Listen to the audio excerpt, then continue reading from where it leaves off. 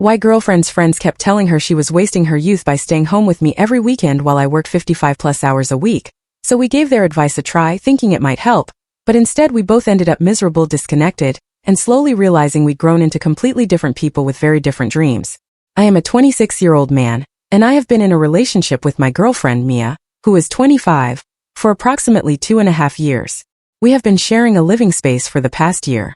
Currently, we are experiencing an ongoing disagreement concerning how we utilize our weekends, and I am genuinely uncertain whether my perspective is unreasonable, or if our desires are simply divergent.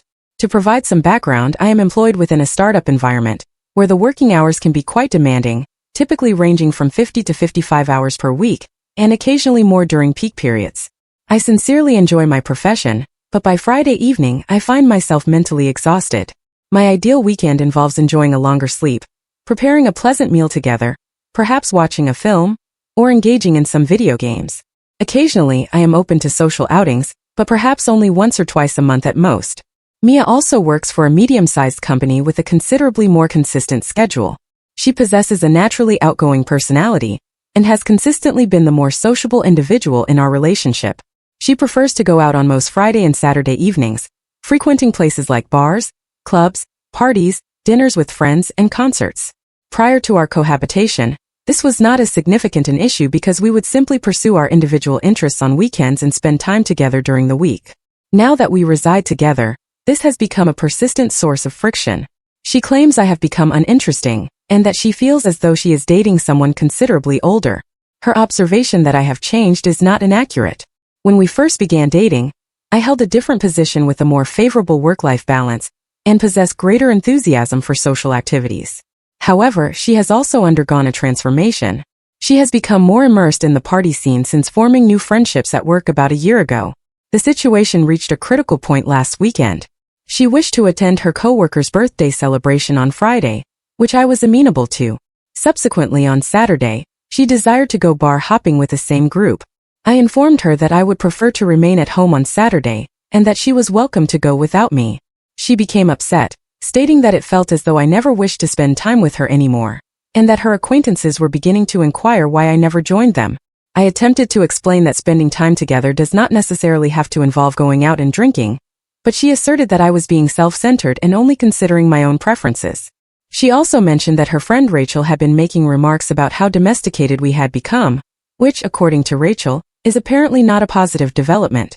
I do not believe I am being unreasonable. I dedicate myself to my work during the week and simply desire to unwind on weekends. I am not attempting to dictate her actions. She is at liberty to go out whenever she chooses. However, I also believe I should not be compelled to go out when I have no inclination to do so, correct? Am I wrong for preferring to remain at home most weekends? Am I truly being uninteresting and self-centered? A clarification regarding a few inquiries people have made.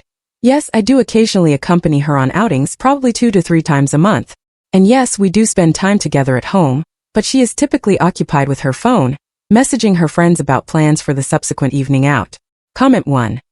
No, this appears to be a fundamental issue of compatibility, rather than either of you being at fault. Both of you possess valid requirements. You require periods of rest to rejuvenate, while she needs social interaction to feel fulfilled. The concerning aspect is that she is allowing her friends to influence her perception of your relationship. Rachel sounds like she is deliberately causing discord. Have you two engaged in a serious discussion about what each of you requires from the relationship? Because this might extend beyond mere weekend arrangements. OP's response. You are likely correct that we need to have a more extensive conversation. Your point about Rachel is entirely accurate. She is unattached and seems to believe that being in a relationship means one should still maintain a single lifestyle. She consistently makes remarks about Mia missing out or how we are too settled for our age. I have attempted to gently introduce the topic of compatibility, but Mia always dismisses it, saying I am overthinking things and simply need to relax. However, honestly, I am beginning to feel that we desire fundamentally different ways of life. When we first moved in together, I believed we would discover a suitable equilibrium, but it feels as though we are both simply compromising, and neither of us is genuinely content. The frustrating aspect is that I truly appreciate the time we spend together at home, preparing dinner, watching television series, simply conversing. Yet, she now appears restless during those moments, as if she is anticipating something more appealing. Last Sunday we had a delightful morning making breakfast together, but by the afternoon, She was already texting her friends about plans for the upcoming weekend. I am starting to question if this is simply who we are now and whether that is sustainable in the long term. Comment 2. I also work extensively, and I completely understand the feeling of exhaustion. Employment at a startup is no trivial matter, and individuals who have not experienced it do not comprehend how mentally draining it can be. You are certainly not being unreasonable for needing downtime. That being said, your girlfriend is not wrong for wishing to go out and enjoy herself. You two might simply be in different stages of life at present. The question is whether you can discover a common ground that suits both of you. OP's response. Thank you for understanding my work situation. I believe you are correct about us being in different phases. The peculiar thing is that Mia used to be more understanding about my work schedule. When I first began at the startup 2 years ago, she was actually very supportive and would bring me dinner when I was working late, things of that nature. But something shifted when she started spending time with this new group from work. They are all very social and seem to go out multiple times a week. I think being around them has made her feel like she is missing out on something, even though prior to this, she was perfectly content with our quieter way of life. I have been considering whether I should seek employment with a better work-life balance. But honestly, I love what I do, and I am gaining so much knowledge. Additionally, we are potentially going to be acquired next year, which could be financially transformative. It feels like an inopportune moment to make a significant career change solely to possess more energy for socializing, you know? I suppose I am hoping we can discover that middle ground you mentioned, but I am not yet certain what it entails. Comment 3. I am going to offer a differing opinion here, and state that you are at fault. Relationships demand effort and compromise. Going out 2 to 3 times a month is not exactly being a social butterfly. Your girlfriend is 25 and desires to have fun. That is entirely normal. You are behaving like an elderly married couple when you are not even engaged. If you cannot be bothered to participate in her social life, do not be surprised when she begins to question the relationship. OP's response. I comprehend your point and perhaps I have not been compromising sufficiently, but I believe there is a distinction between not being bothered to participate and genuinely lacking the energy or inclination to go out multiple times every week. I have been attempting to consider this more objectively, and here is what our typical month resembles. She goes out with friends 2 to 3 times during the week, happy hours, dinner, etc., and wishes to go out both Friday and Saturday most weekends. That amounts to approximately 12 to 15 social events per month. I join her for perhaps 2 to 3 of those. So, while I understand that relationships necessitate compromise, I am already going out more than I naturally would, and she is staying in more than she naturally would. The question is whether we are meeting somewhere in the middle or if the middle ground simply does not work for either of us. You are correct that she desires to have fun, and I do not wish to prevent her from doing that. However, I also do not believe I should have to pretend to enjoy activities I do not genuinely enjoy just to keep her content. When I go out and am clearly not having a good time, it impacts her enjoyment as well. Update.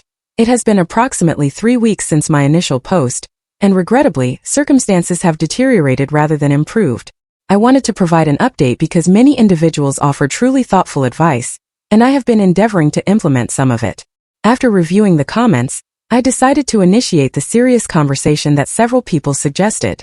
I chose a calm Sunday morning when we were both relaxed and brought up the compatibility concerns that had been troubling me. The discussion did not unfold as favorably as I had hoped. When I explained that I was feeling as though we might desire different things from our weekends and our relationship in general, Mia became defensive.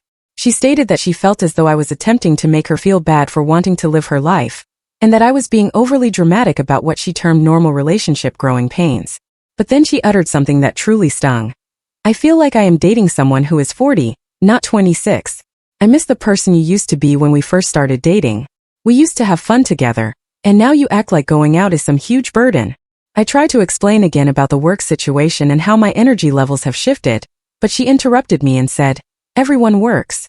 Most people do not use their job as an excuse to become a recluse. That hurt because I do not believe I am a recluse.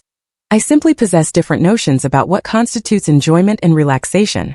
But it made me realize that she is not merely disappointed about weekend plans. She is disappointed in the person I have become. Since that conversation, things have been quite strained. I made an effort to go out more frequently to demonstrate that I was attempting to compromise. Over the past 3 weeks, I have accompanied her and her friends 6 times, but honestly, it has been miserable for me. I spend the entire time feeling drained and constantly checking my phone to see what time it is. Her friends have definitely noticed. Last Friday, her friend Rachel made a comment about how I appeared as though I would rather be anywhere else, which was accurate. The problem is that when Mia stays in with me, she is equally unhappy. She will agree to a movie night but spends the entire time on her phone, either scrolling through social media or texting her friends about their activities. Last Saturday we ordered takeout and attempted to watch a series together, but she was clearly distracted and kept making remarks about how lifeless our Saturday night was. So now we find ourselves in this peculiar situation where we are both compromising, but neither of us is genuinely content.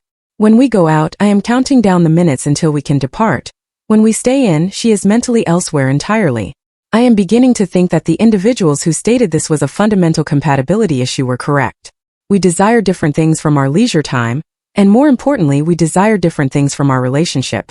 I cherish the quiet, intimate moments we used to share, but she now seems to find them uninteresting.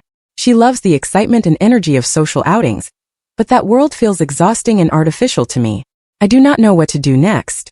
Neither of us is wrong for wanting what we want, but I am not sure there is a solution that makes both of us happy. Comment 1. This is heartbreaking to read, but you are demonstrating a great deal of maturity and recognizing what is occurring. It sounds as though you have both outgrown the relationship, but neither of you wishes to admit it yet. The fact that she is unhappy when you stay in, and you are unhappy when you go out signifies that the compromise is not actually effective.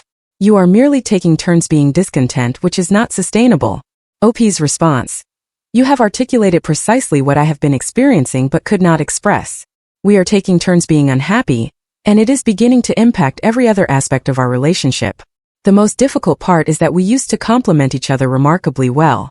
She helped me be more social and spontaneous, and I helped her appreciate quieter moments. But now it feels as though instead of balancing each other, we are simply pulling each other in directions we do not wish to go. I keep reflecting on something she said during our conversation. I miss the person you used to be. The truth is, I do not believe I have fundamentally altered as a person.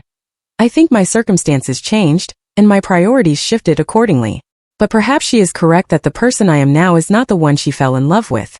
The question I continually ask myself is whether individuals can develop in different ways and still make a relationship work, or if growth is meant to bring you closer together. At present, it feels as though we are growing apart, and I do not know if that is rectifiable or if it is simply what occurs sometimes. Comment 2. I experienced something similar with my former husband. We attempted to force compatibility for almost 2 years before finally conceding that we desired different lives. In retrospect, we both knew it was not working much earlier than we admitted it. The friend group dynamic you mentioned is also a warning sign. When external individuals are actively undermining your relationship, it adds pressure that complicates everything. OP's response. The friend group situation has definitely become more problematic than I initially realized. After reading comments on my first post, I began paying closer attention to how Mia discusses our relationship when her friends are present.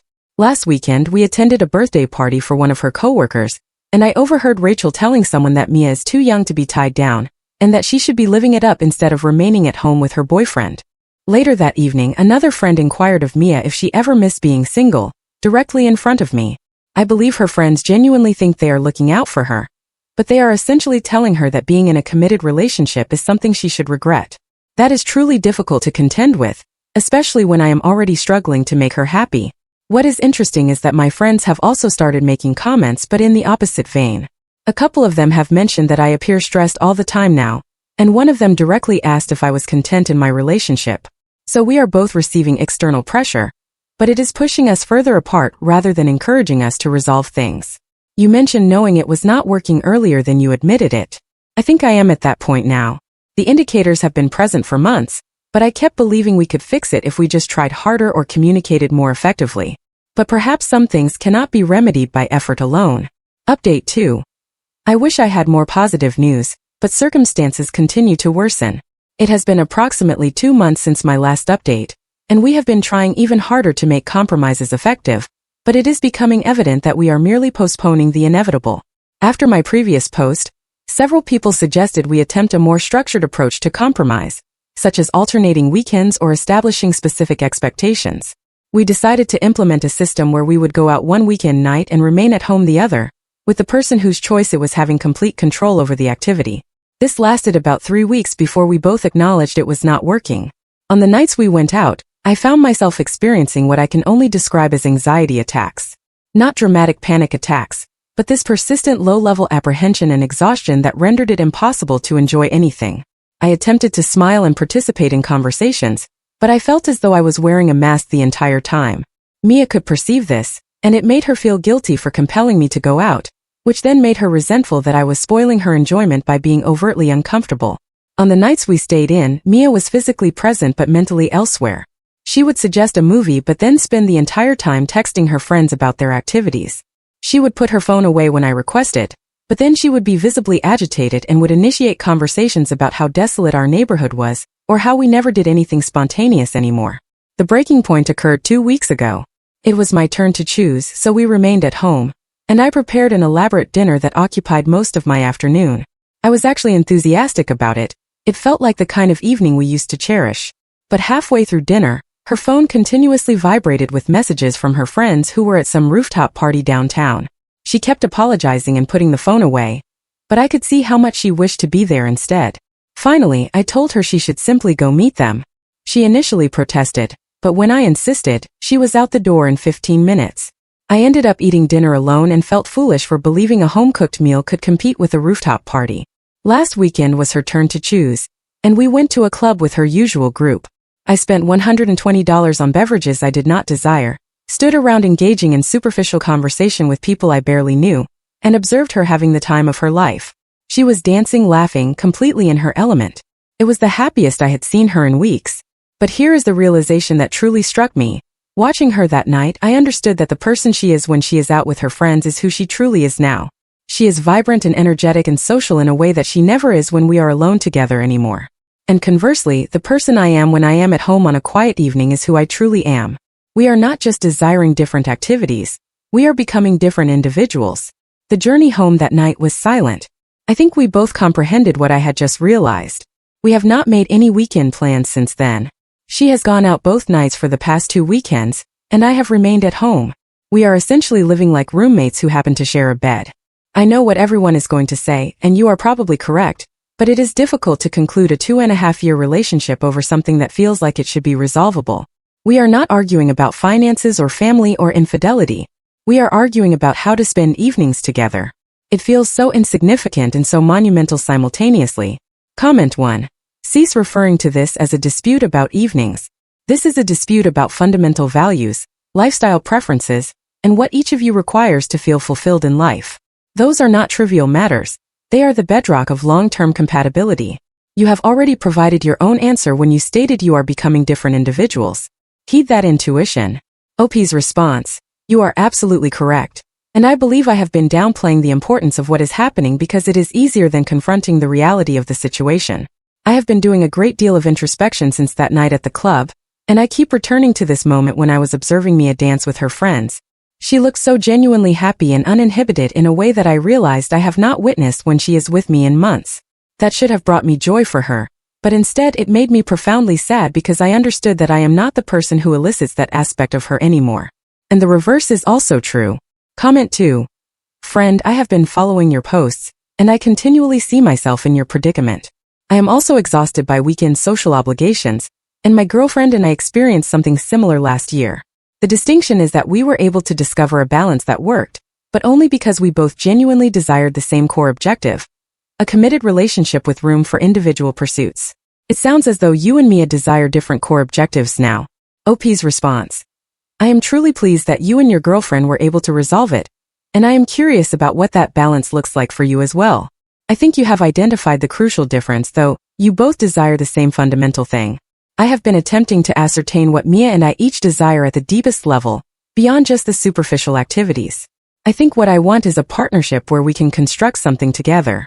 Whether that involves a peaceful life, shared interests, profound conversations, or striving toward common objectives, I want to feel like we are a team that is creating something meaningful. What I believe Mia now desires is a relationship that enhances her social life and grants her the freedom to explore who she is becoming as a person. She seeks a partner who can match her energy and her craving for new experiences. These are not necessarily incompatible in theory, but they are for us in practice. I cannot keep pace with her energy without becoming depleted, and she cannot decelerate to my rhythm without feeling constrained. I keep hoping there is some miraculous compromise we have not yet considered, but I am beginning to accept that some differences cannot be reconciled. Update 3. I believe we are finally confronting the reality that many of you have been gently indicating in your comments. 2 weeks ago, Mia returned home from a girls' night out and asked if we could have a serious discussion. She sat me down and stated that her friends had been posing some difficult questions about our relationship, and now she was questioning things herself. Apparently, her friend Rachel had been particularly blunt, telling Mia that she was settling for someone who could not match her energy, and that she would regret spending her 20s with someone who made her feel guilty for wanting to have fun. Rachel also remarked that observing us together was painful, because it was obvious we were no longer on the same wavelength. But it was not just Rachel. Mia said that multiple friends had commented on how different she seemed when I was not around, apparently more vibrant and outgoing. Someone had even stated that I seemed like dead weight when we went out as a group. Hearing all of this was brutal, but I attempted to remain focused on what Mia was actually conveying rather than becoming defensive about her friends' opinions. She informed me that she had been doing a great deal of contemplation, and was beginning to wonder if we were truly compatible long-term. "I love you," she said, "but I do not know if I am in love with the life we are constructing together, and I do not know if you are in love with who I am becoming either." She was correct about that last part. We decided to take a week to reflect on things separately. I stayed at my friend David's residence, and Mia had the apartment to herself. The intention was to reconvene the following weekend and determine our next steps. That week apart proved incredibly revealing. I felt a sense of relief, not exactly happiness, but as if I could finally breathe. I did not have to concern myself with making weekend plans or compromising on activities I did not wish to do. I could work late without feeling guilty, sleep in without being made to feel indolent, and spend Sunday reading without someone sighing dramatically in the background. When I spoke to David about it, he uttered something that resonated with me. "You seem more like yourself than you have in months." That was difficult to hear, but I believe it was true. Meanwhile, Mia apparently had the most enjoyable week she had experienced in ages. She went out 3 times, hosted friends twice, and generally lived the social life she desired without having to consider my preferences or energy levels. When we spoke on the phone midweek to check in, she sounded happier and more energetic than I had heard her in months. When we met up last weekend to talk, we were both quite candid about how the week had transpired. Neither of us wished to hurt the other, but we also could not pretend that we had not both been happier apart. "I think we have been trying so diligently to make this work that we have lost sight of whether it should work," Mia said. "Maybe some people are simply not meant to be together long term, even if they love each other. We have not made any final determinations yet, but we are both acknowledging now that this might not be rectifiable. We are going to attempt one more week of cohabitation and see if we can discover any viable path forward. But honestly, I think we both know where this is headed. The most challenging aspect is that there is no antagonist in this narrative. Neither of us did anything wrong. We simply developed in different directions, and now we are attempting to ascertain if affection is sufficient to bridge that divide. I am beginning to think it might not be." Comment 1. The fact that you both experience relief and contentment when you were separated conveys everything you need to know. You do not need to wait another week to ascertain this. Sometimes the most loving action you can take is to release someone so they can find happiness with an individual who is genuinely enthusiastic about the same things they are. OP's response. "You are correct, and I believe we both know it. The week apart was like a preview of what our lives could be like if we were not constantly attempting to force a compatibility that no longer exists. What has been weighing on me is the question of whether we are surrendering too easily. We have been together for 2.5 years, cohabited for over a year, and we do still love each other. Should not that hold some significance? Should we not be willing to contend more vigorously for the relationship? But then I consider what fighting harder would actually entail." Final update. This will be my concluding update, and I wish to express my gratitude to everyone who followed along and offered guidance throughout this process. We ended our relationship. After our week apart and the subsequent conversation I described in my last post, we both knew where we were headed. We attempted the one more week we had planned, but it felt forced and sorrowful. We were both going through the motions of being a couple while being aware it was not working. The final discussion occurred last Sunday evening. We were seated on our couch, attempting to watch a movie together, and I could sense both of us mentally counting down until it was over. Finally, Mia paused it and said, "This is not working, is it?" We conversed for about 3 hours. It was honest, painful, and surprisingly mature. We acknowledged that we had both changed over the past year, and that those changes had led us in divergent directions. We discussed all the ways we tried to compromise and how those compromises had left us both feeling as though we were performing rather than living authentically. "I think we were trying to love each other back to who we used to be," Mia said at one point, "instead of accepting who we are now." She was correct. The most difficult part of the conversation was recognizing all the positive aspects we were losing. We possess incredible emotional intimacy when we are not struggling over lifestyle differences. We make each other laugh. We share similar values regarding honesty, loyalty, and treating people well. We were genuinely best friends for most of our relationship. But we also acknowledged that those positive aspects were insufficient to build a sustainable future. If the day-to-day reality of cohabitation made us both feel trapped and misunderstood, we decided that I would relocate at the end of the month. She is retaining the apartment, which makes sense since she appreciates the neighborhood's nightlife, and I have been desiring to find somewhere more tranquil. Anyway, we are going to take some time apart to discover who we are as individuals before attempting to maintain a friendship. Edit. I moved my belongings out yesterday. It was surreal and melancholic, but also peaceful in a way I had not anticipated. We embraced goodbye and Mia said, "I hope you find someone who loves staying home as much as you do." I told her I hope she found someone who could keep pace with her energy. The peculiar thing is that I am not angry or resentful. I am sad, obviously, but I also feel as though we handled this in the most mature manner possible. We recognized incompatibility before it escalated into bitterness. We concluded things while we still cared about each other's happiness. We did not attempt to compel someone to change or blame them for being who they are. I am staying with David for a few more days while I finalize a lease on a new place. It is a quiet apartment in a more residential area with a good kitchen and space for a home office. For anyone who followed this saga from the beginning, you were correct.